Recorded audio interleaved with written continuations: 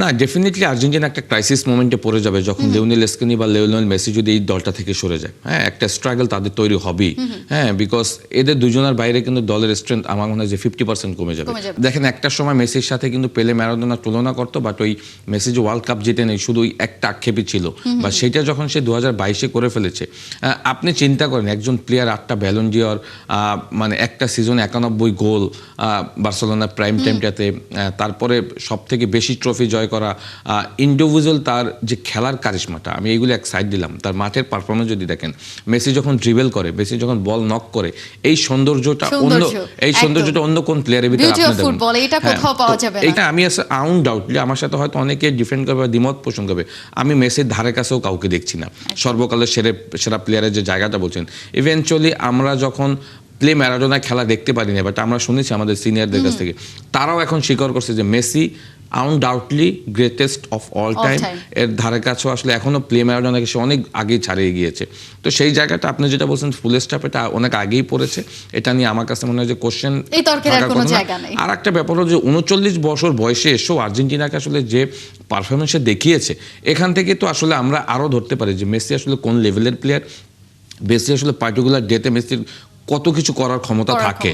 হ্যাঁ, বিকজ ইংল্যান্ডের সাথে যদি ম্যাচটা দেখেন, আমরা ধরে নিয়েছিলাম যে ম্যাচটা হারতে যাচ্ছে, বাট তার ওই দুইটা মোমেন্টস কিন্তু পুরো ম্যাচ চেঞ্জ করেছে। এটা নট অনলি ওই ম্যাচটা, তার থ্রু অফ দ্য কেরিয়ারেই কিন্তু সেই রকমের ম্যাচ, মানে কত যে ম্যাচ এরকমের সে উইনিং মোমেন্টস দিয়েছে, সেটা তো আমরা সবাই জানি। তো সেটা বলবো যে লিওনেল মেসিকে নিয়ে আমার মনে হয় যে এই ধরনের কোশ্চেন জাস্ট আমরা করার জন্যই করি, বাট এটা আসলে তার জন্য কখনোই ফেয়ার না। স্পেনের ব্যাপারে একটু আসতে চাই। আসলে ট্রফি জেতার জন্য যেই দলটা ডিজার্ভিং ছিল তারাই আসলে জিতেছে, এবং স্পেন যে পারফরমেন্স দেখিয়েছে সেইটা আসলে কোনো কিছু দিয়েই আসলে মেজার করার মতো না আমার মনে হয়, এবং তাদের performance up to the mark ছিল বলেই বিশ্বকাপ জিততে পেরেছে। স্পেন এখন দেশে ফিরেছে, দু দলই আসলে দেশে ফিরেছে। লিওনেল মেসি খেলবেন কি খেলবে না, ওদিকে স্কালোনির একটা অলরেডি একটা হিন্ট দিয়ে ফেলেছেন যে ডিসেম্বর পর্যন্ত সে হয়তো দলের সঙ্গে আছেন, এরপর আর থাকবে না।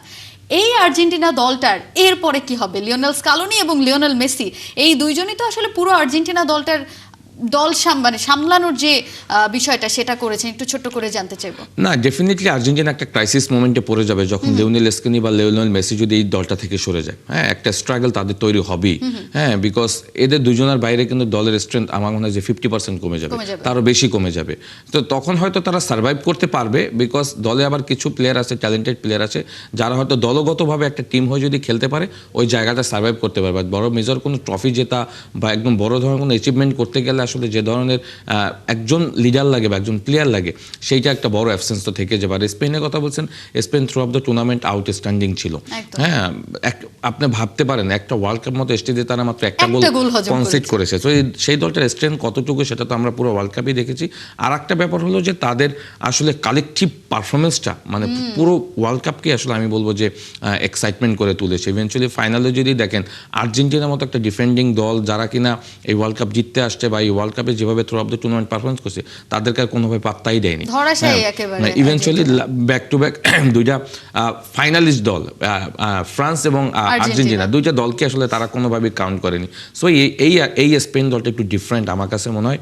ইন ফিউচার যে আরেকটা যে ইউরো রয়েছে বা নেক্সট যে ওয়ার্ল্ড কাপ রয়েছে, সেখানে স্পেনকে আমার মনে হয় যে আরও ভয়ঙ্কর রূপে দেখা যাবে, বিকজ তাদের যে ইয়ং প্লেয়ার রয়েছে লামিন ইয়ামাল, নিকো উইলিয়ামস, এরা কিন্তু তখন আরও পরিণত হবে। আমি বলবো যে তখন এই স্পেন আমার কাছে মনে হয় যে ওয়ার্ল্ড ফুটবলকে আগামী 10 বা 8-10 বছর যেভাবে ডমিনেট করবে, সেটা আমরা একদম চোখের সামনেই দেখতে পাচ্ছি। আপনাকে অসংখ্য ধন্যবাদ আমাদের সঙ্গে যুক্ত হওয়ার জন্য।